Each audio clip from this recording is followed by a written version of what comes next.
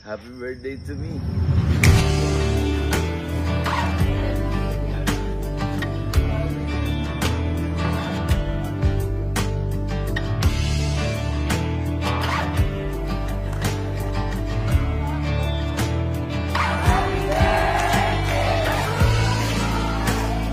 Good morning mga ma'am and sir.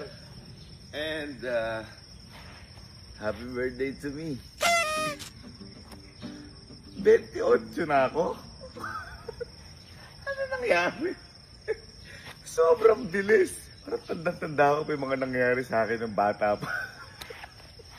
Tatanungin niyo po kung ano gagawin ko ngayong birthday ko. Actually, pinagbawalan ko yung pamilya ko na isurprise ako.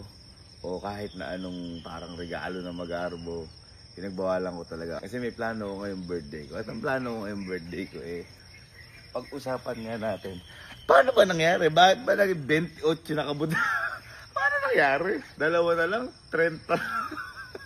Actually, hindi ko naman naaalala lahat na mula pagkabata ko. Siyempre, nung baby pa ako, wala naman pa akong maaalala nun.